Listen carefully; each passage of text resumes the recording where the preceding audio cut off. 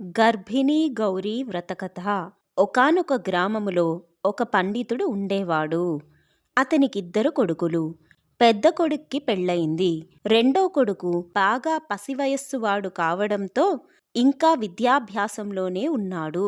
పెద్ద కోడలికి ప్రతి ఏటా గర్భం రావడం, పాడైపోవడమే తప్ప బిడ్డలు పుట్టటం లేదు.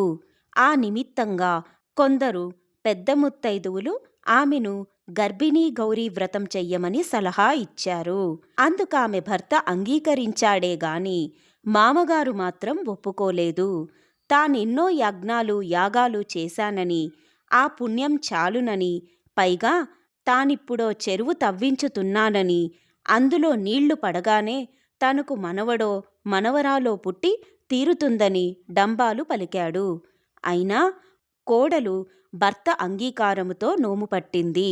కాని పండితుడి మాటలకు గర్భిణీ గౌరి కోపించింది. తత్కారణంగా ఆయన తవ్వించే చెరువులో నీరు పడలేదు. అందుకు కారణం తెలియక అతగాడు తికమక పడుతుండగా గౌరీదేవి తన కలలో కనిపించి తనని, తన వ్రతాన్ని తేలికగా మాట్లాడినందుకే అలా జరిగిందని, ఆ పండితుడి రెండవ కొడుకును చెరువుకి బలివేస్తే జలం పడుతుందని చెప్పింది. దిక్కుమాలిపోయిన పండితుడు అలాగే తన కడగొట్టు కొడుకును చెరువుకి బలి ఇచ్చాడు. తక్షణమే అందులో నీళ్లు పట్టాయి. సరిగ్గా ఆ రోజునే తన నోము పూర్తయిన కారణంగా ఉద్యాపనం చేసుకుని మామగారు తవ్వించిన కొత్త చెరువులో స్నానానికని వచ్చిన కోడలు తను తెచ్చిన నోము అక్షంతలని చెరువులోకి చల్లగానే బలి ఇవ్వబడిన ఆమె మరిది చెరువులోంచి బ్రతికి వచ్చాడు. అందరూ ఆశ్చర్యపోతుండగానే ఆ కుర్రవాడు, చెరువులో నీళ్ల కోసం మా నాన్నగారు నన్ను బలివేశారు.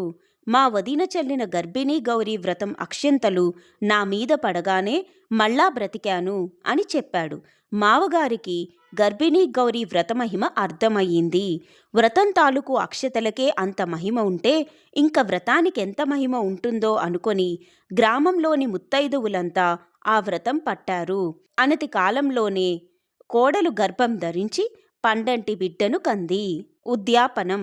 సంవత్సరం పొడుగునా పైన కథ చెప్పుకొని అక్షంతలు వేసుకుంటూ ఉండాలి. ఏడాది గడిచాక ఒక శుభదినాన 5 సోలల పెసలు, 5 సోలల బియ్యపిండితో 3 జిల్లేడు కాయలు చేసి వాటిల్లో ఒక్కటి ముత్తైదువునకిచ్చి, రెండవది చెరువు కడుపులో వేసి, మూడోది తాము తినాలి. పద్ధతి తప్పినా ఫలం తప్పదు. గర్భిణీ గౌరీ వ్రతకథ సమాప్తః. గర్భిణీ గౌరీ దేవతార్పణమస్తు.